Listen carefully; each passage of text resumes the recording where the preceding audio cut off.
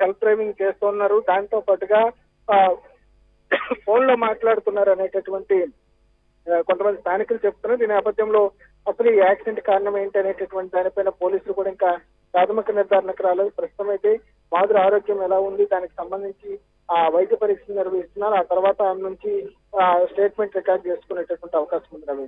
రమేష్, ఇప్పుడు మాధురి కారు ఢీకొన్న ఇంకొక కారు ఉంది కదా, ఆ కారులో ప్రయాణిస్తున్న వారు ఏమంటున్నారు? అక్కడ జరిగిన ఆ సందర్భాన్ని గురించి కానీ, అలాగే ఫోన్లో మాట్లాడుతుంది అన్న అనుమానం కూడా వ్యక్తం చేస్తున్నారని చెప్తా ఉన్నారు కదా. సో ఆ కారులో ప్రయాణిస్తున్న వారికి తెలిసి ఉంటుంది కదా, వారు ఏమైనా చెప్తున్నారా? వారు కేసు నమోదు చేయించారా? ఏం చెప్తున్నారు?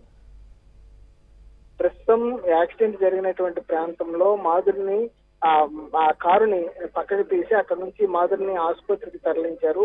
ఆ ఎదురుగా వస్తున్నటువంటి కారులో ప్రయాణిస్తున్నటువంటి వారి నుంచి స్టేట్మెంట్ రికార్డ్ చేసుకున్నారు పోలీసులు. అయితే ఆ కారుకు సంబంధించి అతివేగం ప్రమాదానికి కారణంగా పోలీసులు చెప్తున్నప్పటికీ కూడా ఆమె చెప్తున్నది అది యాక్సిడెంట్ కాదు, నేను సెల్ఫ్ గా నేను చేసుకునేటటువంటి యాక్సిడెంట్ అని చెప్పి ఆమె మీడియాతో మాట్లాడుతూ ఎందుకు యాక్సిడెంట్ చేసుకోవాల్సి వచ్చింది ఏంటనేటటువంటి దానిపైన పోలీసులు దృష్టి సారించారు.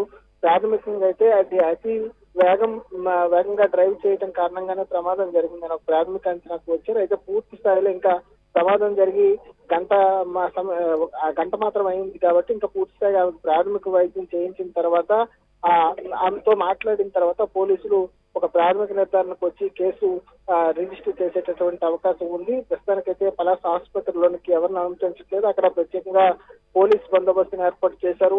మీడియాకు కూడా అంతా మాట్లాడేటటువంటి అవకాశం ఇవ్వటం లేదు. ఎందుకంటే మొత్తం కూడా ఎపిసోడ్ లో ఆమె కీలకంగా వ్యవహరించారు.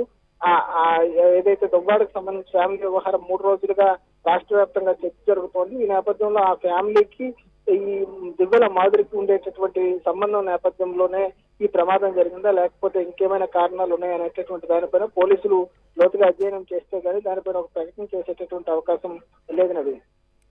కానీ ఆ సందర్భంలో కావాలనే ఢీకొన్నాను, ఆత్మహత్యకే ప్రయత్నం చేశానంటూ చెప్పిన సందర్భంలో ఏం మాట్లాడారు, ఇంకా ఏమన్నారు? ఆమె ఫస్ట్ యాక్సిడెంట్ అయిన తర్వాత స్పృహ కోల్పోయింది. అక్కడ ఉండేటటువంటి స్థానికులు ఆమెకు కొంత సపర్యాలు చేసిన తర్వాత అక్కడ నుంచి దువ్వాడ శ్రీనివాస్ సోదరుడు